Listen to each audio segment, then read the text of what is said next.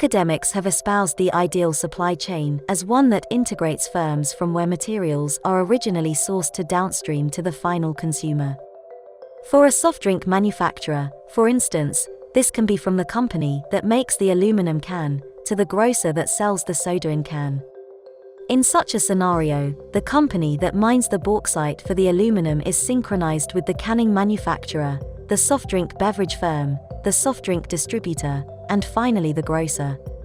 This example exemplifies the holy grail of the extended supply chain, in which firms aspire toward this ideal.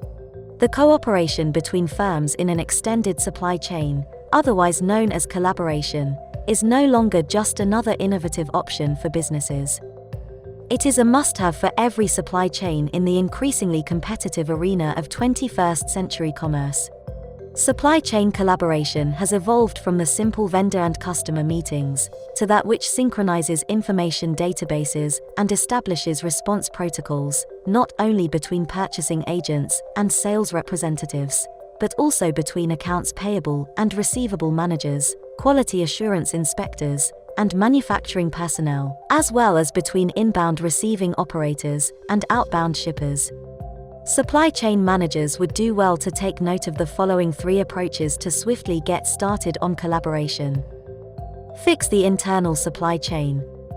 Before a firm can collaborate with vendors and customers, it has to fix its own supply chain first. From orders entry to production planning, from procurement to manufacturing, and from warehousing to delivery, a firm's internal supply chain would need to shift from that made up of independent departments to that of a seamless unit geared toward the common mission of serving customers. This is easier said than done. Many companies today separate their purchasing functions from that of the supply chain, thinking that procurement should be focused towards buying goods at the lowest possible price. What often happens is firms buy in bulk or in high lot quantities to take advantage of attractive quantity discounts. While the company may save millions from the lower price, it suffers in terms of higher inventories, which bring about higher storage expenses and a more difficult inventory management system.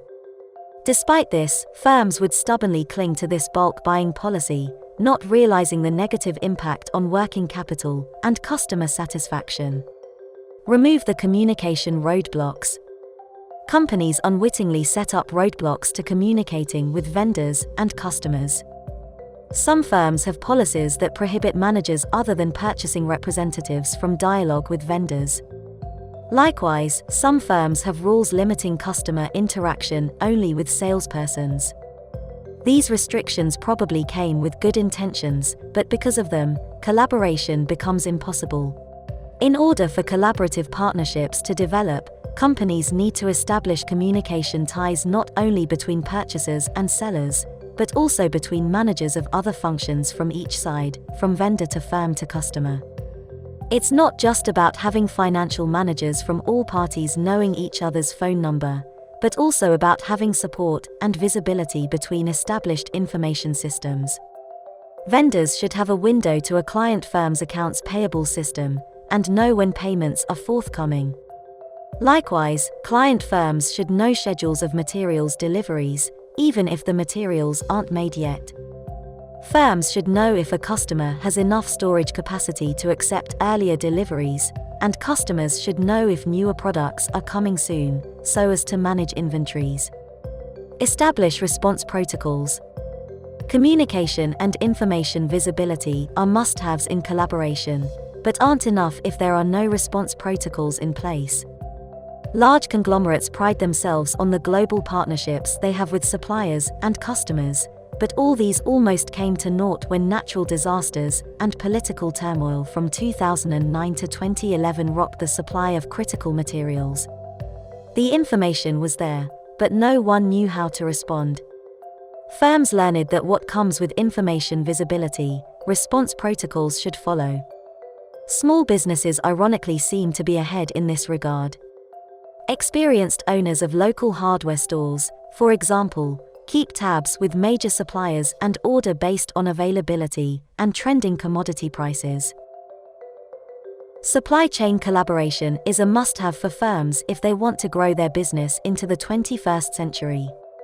It is not only about having a high level of mutual trust among supply chain players, but also about establishing communication ties and response protocols far more developed than what they have in the present day.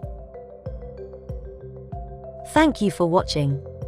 Please hit the subscribe button and visit us at www.prosaltsconsulting.com for more information.